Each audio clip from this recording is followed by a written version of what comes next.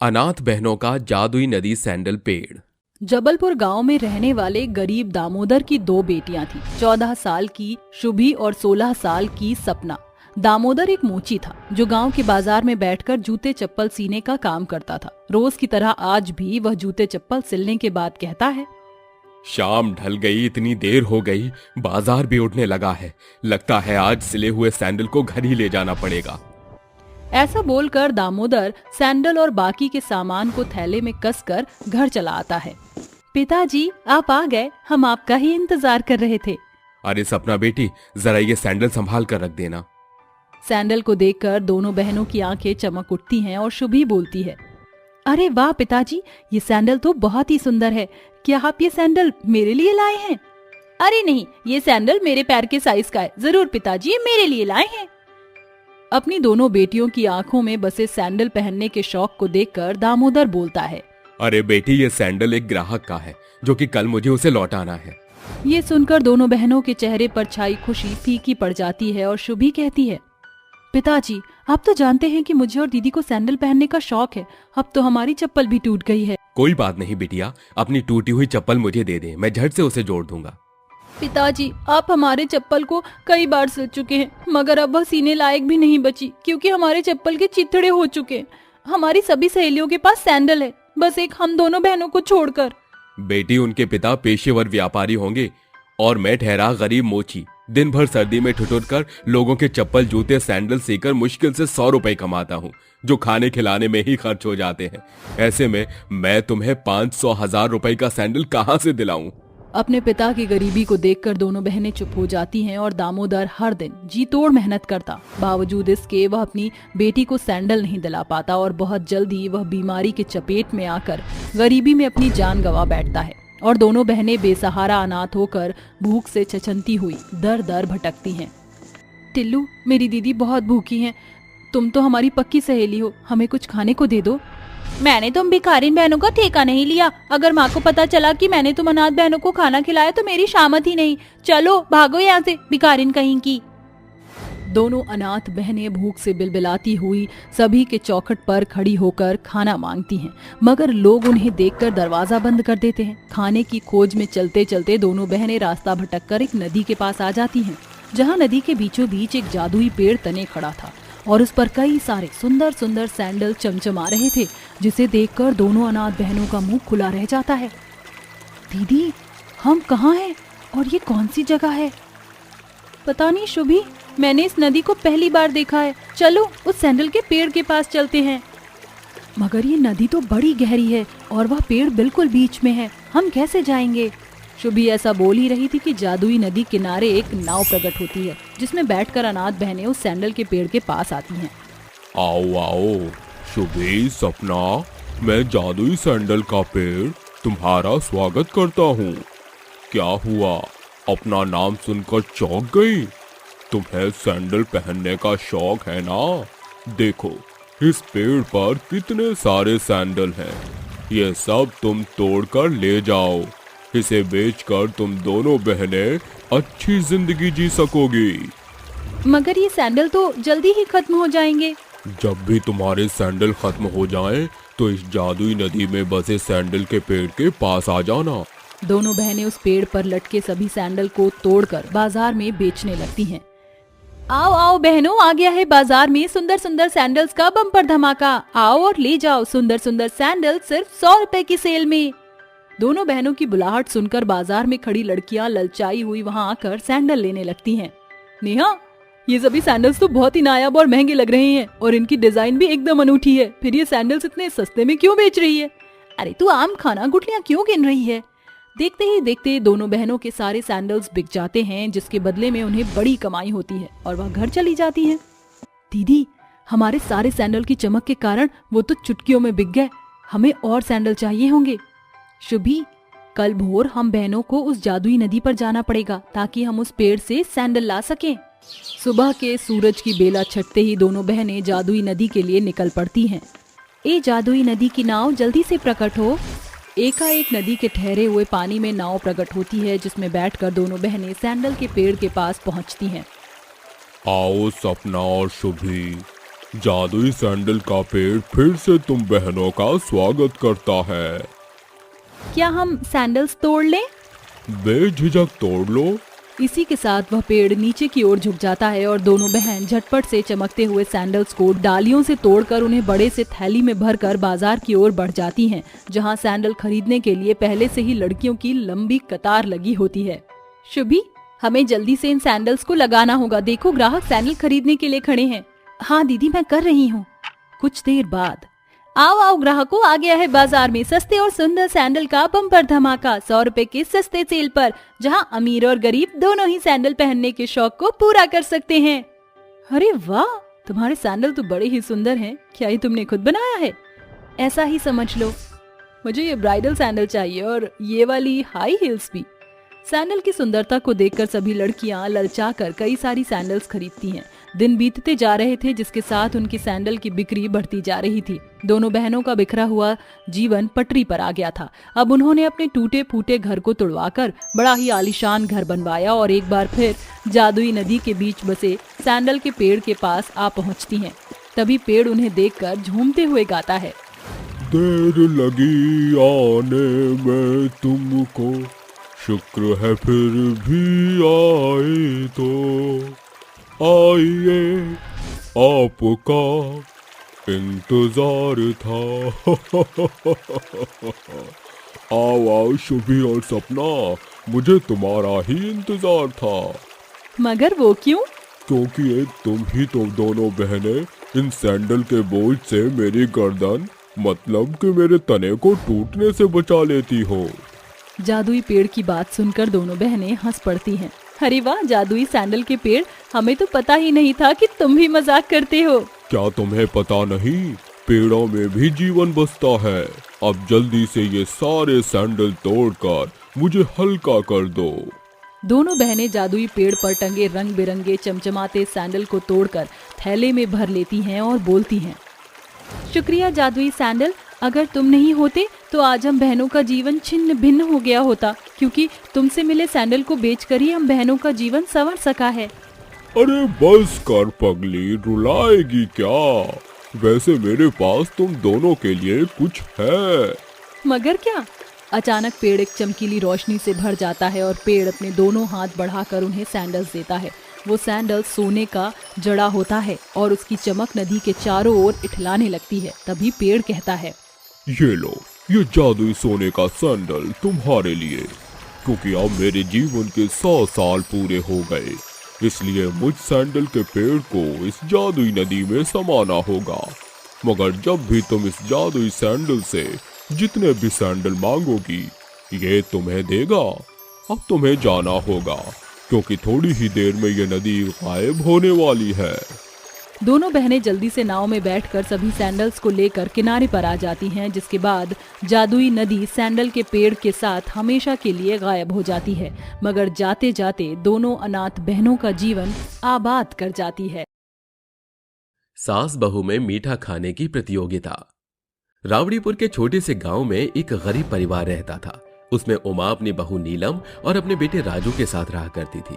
राजू को कैंसर था, जिसके चलते वो हमेशा बिस्तर पर ही पड़ा रहता था। वहीं दूसरी तरफ बेचारी नीलम और उमा दोनों लोगों के घर में काम करके अपने घर का गुजारा किया करते थे। अरे बहू, जल्दी से खाने के लिए कुछ बना ले, बहुत जोरों से भूख लगी है। उसके बाद मुझे और तुझे लोगों के घर में काम करने के लिए भी जाना है। लेकिन माँ जी, आप तो जानती ही हो, घर का राशन खत्म हो गया है। अब मैं खाने के लिए क्या बनाऊं? घर में उनका एक दाना तक नहीं है। ऊपर से मेरी मालकिन तो मुझे तनख्वाह भी नहीं दे रही है। हे भगवान, ये अमीर लोगों को हम जैसे गरीब लोग बिल्कुल भी दिखाई नहीं देते। आज मैं अपनी मालकिन से जाकर तनख्वाह मांगूंगी, लेकिन मुझे पता है वह फिर से कोई ना कोई बहाना लगाकर मुझे टाल देगी। अरे माँ जी, थोड़ा सा अच्छा सोचिए। अगर पहले ही आप बुरा सोचोगी तो अच्छा कहाँ से होगा? चल बहू, ठीक है, मैं अच्छा ही सोचूंगी। चल, वैसे काम पर जाने का समय हो गया है, अब हमें काम के लिए निकलना चाहिए। दोनों सास बहू अपने अपने काम पर निकल जाती हैं, जिसके बाद दोनों सास बहू अपनी अपनी मालकिन के घर काम करने के बाद उनसे तनख्वाह मांगती हैं। अरे मालकिन, देखिए, एक तो मेरा बेटा कैंसर का मरीज है, ऊपर से हमारे घर में अन्न का एक दाना तक नहीं। अगर आप समय पर तनख्वाह नहीं दोगे तो हमारे घर का गुजारा कैसे चलेगा। मैं आपके सामने विनती करती हूँ, मुझे तनख्वाह दे दीजिए मालकिन। अरे जब देखो तुम गरीब भिखारी की तरह हाथ फैलाकर खड़े रहते हो। अरे मैंने तुझे कहा है ना कि मैं तनख्वाह दे दूंगी। तेरे साहब अभी शहर से बाहर गए हैं, पैसे उन्हीं के पास हैं। जैसे ही वह वापस लौट आएंगे तो मैं तुझे पैसे दे दूंगी। अपनी मालकिन का यह जवाब सुनकर बेचारी उमा चुप रह जाती है, जिसके बाद में कुछ नहीं कह पाती और अपनी मालकिन के घर के बाकी के काम करने लग जाती है। वहीं दूसरी तरफ नीलम भी अपनी मालकिन से अपनी तनख्वाह मांगती है।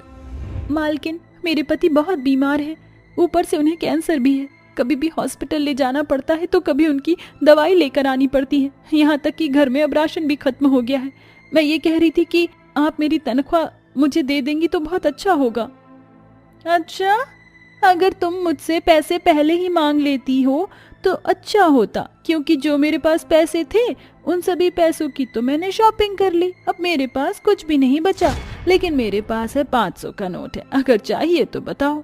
नीलम थोड़ी देर सोचती है, जिसके बाद वो अपनी मालकिन से 500 रुपए का नोट ले लेती है और अपने मन ही मन सोचती है, इन 500 रुपए से कम मेरे घर का थोड़ा बहुत तो खर्चा निकल ही जाएगा, वरना मुझे ये भी नहीं मिलेंगे। नीलम 500 रुपए ले जाती है और उन पैसों से घर का थोड़ा बहुत खाने का सामान सौदा खरीद लेती है, जिसके बाद वो चुपचाप अपने घर की तरफ निकलने लगती है। तभी रास्ते में उसे उसकी सास उमा उसे नजर आती है। अरे माँ जी रुक जाइए, मैं भी चल रही हूँ घर पर। जैसे ही उमा की नजर नीलम के खाने के सामान पर पड़ती है, वो उससे कहती है, अरे बहू, लगता है तेरी मालकिन ने तुझे तनख्वाह दे दी है, तभी तू घर का राशन लेकर आई है।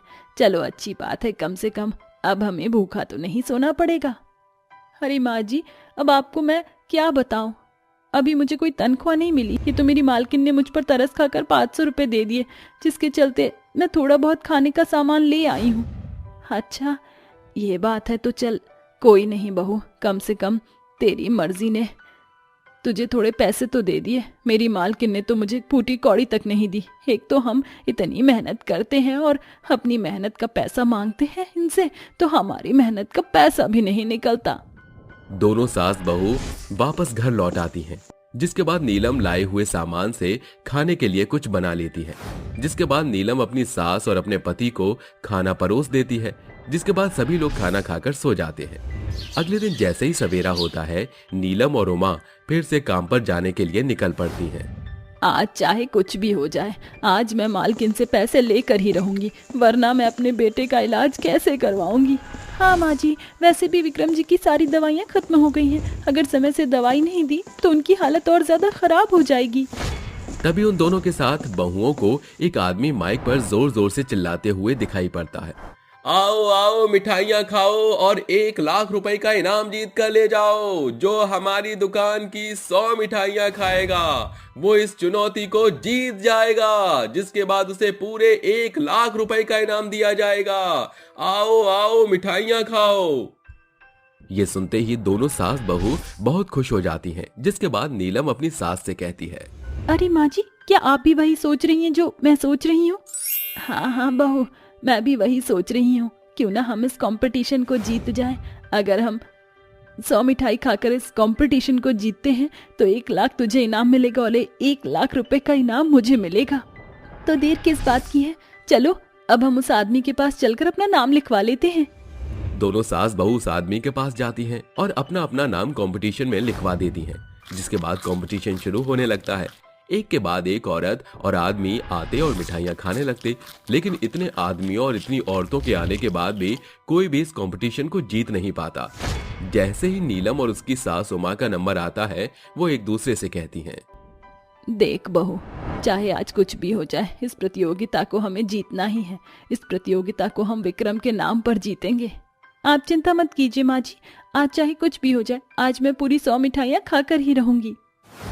दोनों सास बहू एक एक करके मिठाइयाँ खाना शुरू करती हैं। देखते ही देखते वो माँ और नीलम अपने अपने हिस्से की 50 मिठाइयाँ खा चुकी होती हैं, जिसे देखकर वहाँ खड़े सभी लोग अचंभित रह जाते हैं।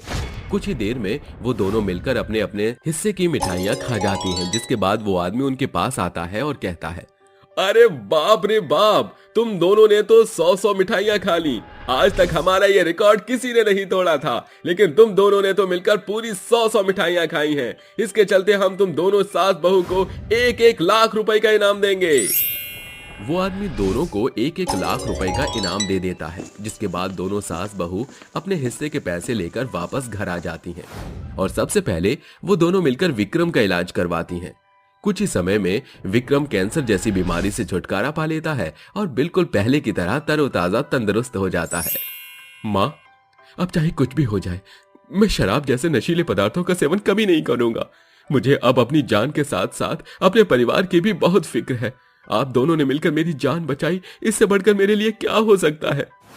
एक तरफ विक्रम नौकरी करना शुरू कर देता है तो दूसरी तरफ दोनों सास बहू मिलकर बचे हुए पैसों से अपना खुद का काम शुरू कर देती हैं। कुछ ही समय में उन दोनों सास बहू की सभी परेशानियां दूर हो जाती हैं। उनकी एक मिठाई खाने की प्रतियोगिता ने उनकी जिंदगी के सभी दुख एकदम से दूर कर दिए। अब वो दोनों सास बहू विक्रम के साथ खुशी खुशी रहने लगती हैं। लहंगा चुराने वाली बहू। शिवन्या की अभी अभी शादी हुई थी। उसे लाल जोड़ा बहुत पसंद था। वो शादी के बाद भी हर दम लाल जोड़ा पहनकर तैयार होया करती थी। एक दिन उसकी सास उससे कहती है, अरे बहू, ये क्या, आज तूने फिर से लाल जोड़ा पहन लिया? ये क्या, तू रोज रोज अपना लाल जोड़ा पहनकर तैयार हो जाती है? माँ जी, मुझे लाल जोड़ा बहुत पसंद है, इसलिए मैं उसे पहनकर अपने आप को देखती रहती हूँ। दरअसल बात यह है कि मुझे अपना चेहरा अपनी माँ की तरह लगता है। जब मैं तैयार होती हूँ तो मुझ में मेरी माँ की झलक दिखाई देती है। अरे वो तो शुक्र मना कि तेरी माँ इस दुनिया में नहीं, भगवान को प्यारी हो गई है, नहीं तो तू अपनी माँ की चमची बनी रहती। सुलेखा ऐसा कहकर वहां से चली जाती है, जिसके बाद भी शिवन्या को अपनी सास की कही बात का कोई बुरा नहीं लगता और वो अपना लाल जोड़ा पहनकर अपने आप को शीशे में देखती रहती है। ऐसे ही एक दिन सुलेखा शिवन्या से कहती है, आज हम लोग मेरी सहेली के घर जा रहे हैं, इसलिए थोड़े अच्छे से कपड़े पहन लेना। अच्छा माँ जी, अगर ऐसी बात है तो मैं अपना लाल जोड़ा पहन लेती हूँ, मैं उसमें बहुत प्यारी लगती हूँ। हाँ बहू, तूने सही कहा, लाल जोड़ा पहनकर तू लाल घोड़ी बन जा। शिवन्या अपनी सास सुलेखा की बातें सुनने के बाद हंसने लगती है। अरे माँ जी, आप भी कैसी बातें कर रहे हो? अगर आप मुझे लाल घोड़ी कहकर बुलाओगी तो लोग क्या सोचेंगे? अरे बहू, पहले तो तू ये सोच कि लोग तुझे इस प्रकार लाल जोड़ा रोज रोज पहनते हुए देखेंगे तो क्या सोचते होंगे। सुलेखा के कई बार समझाने के बाद शिवन्या नॉर्मल कपड़े पहनकर सुलेखा की सहेली के घर पहुंच जाती है। सुलेखा की सहेली विनीता सुलेखा से कहती है, अरे सुलेखा बहन, ये देख तो जरा, मैंने अपनी बिटिया अरुणा के लिए शादी का जोड़ा खरीदा है। ये लाल जोड़ा तुझे कैसा लग रहा है? अरे बहुत खूबसूरत है, इतना प्यारा लहंगा तो मैंने कभी नहीं देखा, काफी महंगा होगा। और ये महंगा तो है ही, पूरे 50,000 रुपए का है। हाँ हाँ, सही कहा तूने, इसकी कीमत तो दिख ही रही है। सुलेखा और विनीता दोनों आपस में बातें कर ही रही होती हैं कि तभी शिवन्या लाल जोड़े को हाथों में पकड़कर बहुत खुश होती है और उसे अपने ऊपर लगाकर देखती है। अरे वाह, कितना सुंदर और प्यारा लाल जोड़ा है। इतना प्यारा लहंगा और इतनी प्यारी चोली मैंने कभी नहीं देखी। क्या सुंदर लग रहा है। अरे मेरे ऊपर तो और भी ज्यादा सुंदर लग रहा है। शिवन्या का ये बर्ताव देखकर विनीता को थोड़ा अजीब लगता है। तभी सुलेखा कहती है, हे भगवान बहू, तू ये क्या कर रही है? ये किसी और का लाल जोड़ा है, किसी और का लहंगा है, चुपचाप इसे यहीं रख दे। अपनी सास की ऐसी बातें सुनकर शिवन्या आराम से लहंगे को रख देती है और चुपचाप बैठ जाती है। कुछ ही दिनों में शिवन्या अपनी सास सुलेखा के साथ उसी लड़की की शादी में आती है, जिसके बाद शिवन्या दुल्हन के कमरे के अंदर उसका लाल लहंगा रखा हुआ देखती है। अरे वाह, कितना खूबसूरत है ये लाल लहंगा। शिवन्या को लहंगा इतना पसंद आ जाता है कि वो चोरी छुपे खिड़की से उस लहंगों को चुराकर अपने घर रख लेती है और वापस शादी में आ जाती है। शादी में आने के बाद अचानक से विनीता की बेटी अरुणा जोर जोर से रोने लगती है। अरे ये क्या, मेरा लहंगा कहीं दिख नहीं रहा। अब मैं अपनी शादी में क्या पहनूंगी? मेरा लहंगा कहाँ गया? अरुणा अपनी माँ विनीता के साथ मिलकर यहाँ से वहाँ लहंगा ढूंढती है, लेकिन उसे लहंगा कहीं नजर नहीं आता। आखिरी में बेचारी अरुणा को अपनी माँ विनीता की शादी का लहंगा पहनना पड़ता है। देखते ही देखते शादी निपट जाती है और सुलेखा अपनी बहू शिवन्या के साथ वापस घर लौट आती है। हे भगवान, कितनी विचित्र बात है, किसी ने दुल्हन का लहंगा ही चुरा लिया। आखिर ऐसी हरकत कौन कर सकता है?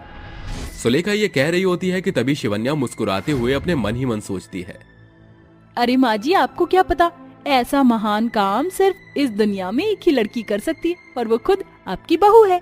मैंने ही तो उस बेचारी का लहंगा चुराया था। आखिर इतना खूबसूरत लहंगा मैं छोड़ भी कैसे सकती थी।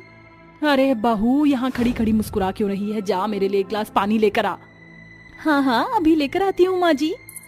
शिवन्या अपनी सास सुलेखा को एक गिलास पानी देने के बाद अपने कामों में लग जाती है।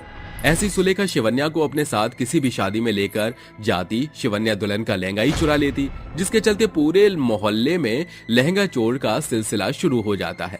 एक दिन शिवन्या की सहेली की शादी होती है। शिवन्या अपनी सहेली अनुराधा के पास जाती है। अरे अनुराधा, क्या बात है? आज तो तेरी शादी है, तेरे चेहरे पर कोई निखार नहीं दिख रहा। अरे निखार रहेगा भी कैसे? तू तो जानती है आजकल चारों तरफ खबर फैली है, जिसकी भी शादी होती है लहंगा चोर उसकी शादी में आता है और लहंगा चुरा कर ले जाता है। आखिर पता नहीं क्यों लहंगा चोर ऐसा कर रहा है।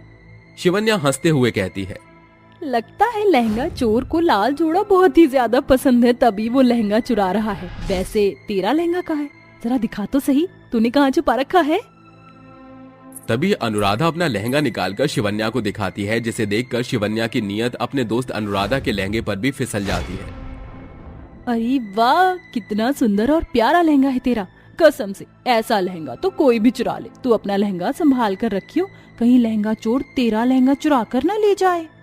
ऐसा कहकर शिवन्या बाकी के मेहमानों के पास चली जाती है और बातें करने लगती है। लेकिन शिवन्या मौका देखते ही बेचारी अनुराधा का लहंगा चोरी कर लेती है और उसे अपने घर ले जाती है। रात का समय होता है। जैसे ही चोरी छुपे शिवन्या घर के अंदर घुसती है, उसके साथ सुरेखा अचानक से घर की लाइट्स ऑन करती है।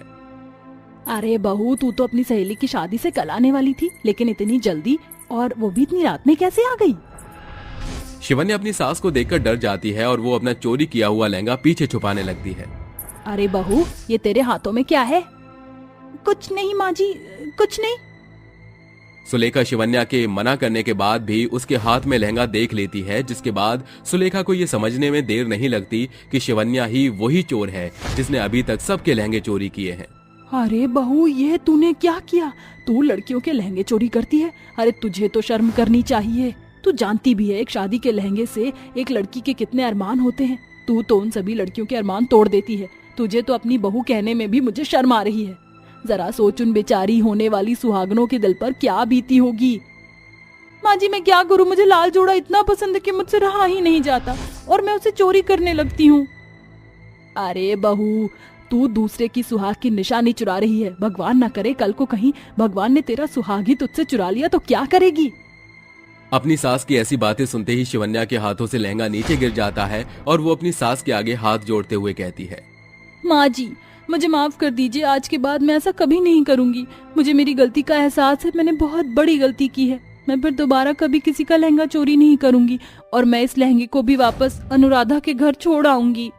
ऐसा कहकर शिवन्या वापस से रोते हुए अपनी सहेली अनुराधा का लहंगा चोरी छुपे उसके घर वापस रखाती है और उस दिन के बाद से वो कभी किसी का लहंगा नहीं चुराती।